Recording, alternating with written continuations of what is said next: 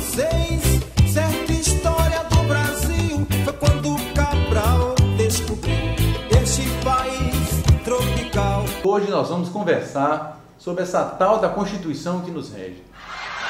Quando os portugueses nos conquistaram, eles já tinham lei há mais de 100 anos, mas não trouxeram nenhuma.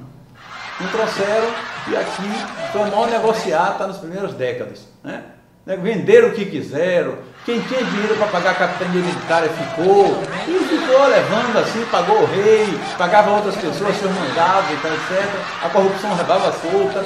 Só nos anos 30, lá para 1530 em diante, é que começaram a trazer as leis de Portugal para o Brasil. Aí trouxeram as chamadas ordenações afoncinas, manuelinas e filipinas. Com tanto nome assim, não ajudou muito, mas tanta legislação não impediu que se vendesse a Bahia, metade da Bahia, por 400 mil réis.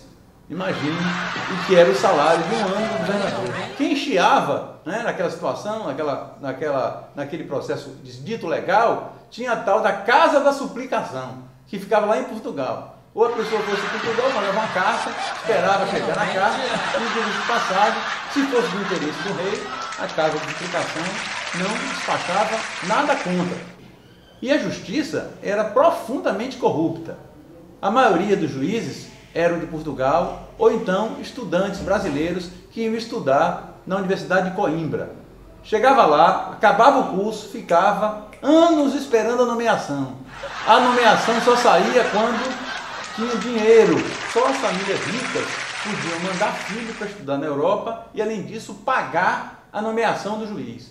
Ora, pagava-se tão caro que quando chegava aqui o juiz se estabelecia, ele vendia sentenças. Esse negócio que falam tão mal hoje, era costume na colônia vender sentenças. Para você ter uma ideia, aquele serviço militar, que já foi desde aquela época, nós que imaginaram por isso, qualquer pessoa, para se dispensar do serviço militar ou escolher um local próximo à capital para prestar o serviço militar, pagava o juiz. O Brasil, segundo uns, teve 6 constituições, outros acham que foi 7 e ainda há quem acha que foi 8.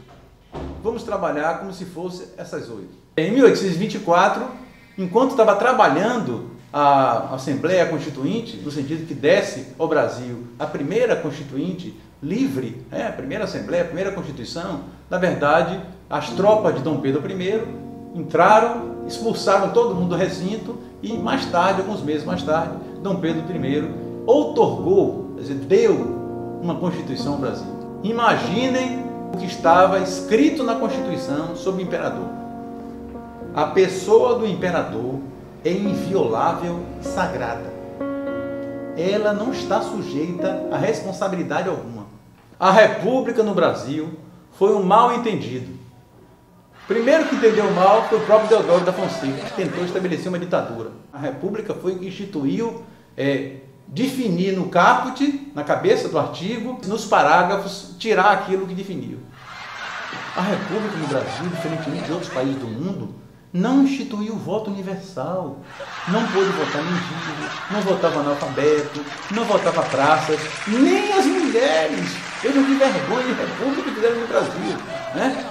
Definiram que os cargos públicos era acesso de todos os brasileiros. Aliás, vamos ser justos, né? Definiu até que só podia entrar no serviço público por concurso. Em 1891, você imagine que até hoje tem os redas e outras formas de contratação.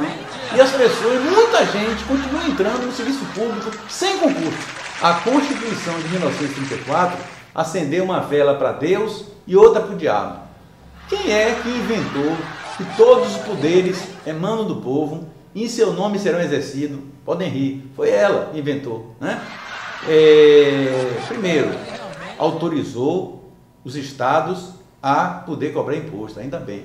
Mas só tinha penduricalho, era imposto de gasolina, entendendo? Imposto de taxa de transmissão de propriedade quando a pessoa morria, que coisa que valha. Mas, na verdade, ela centralizou o poder, mas instituiu o voto da mulher, né? Depois de séculos, a mulher ia poder votar. Mas não se anime, não era todas as mulheres. Só aquelas mulheres que exerciam cargo remunerado no poder público.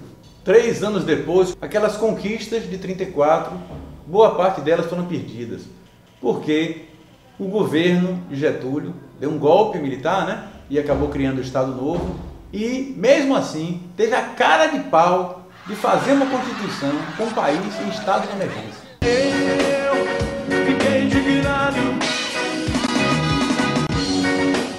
ele ficou indignado, a massa indignada,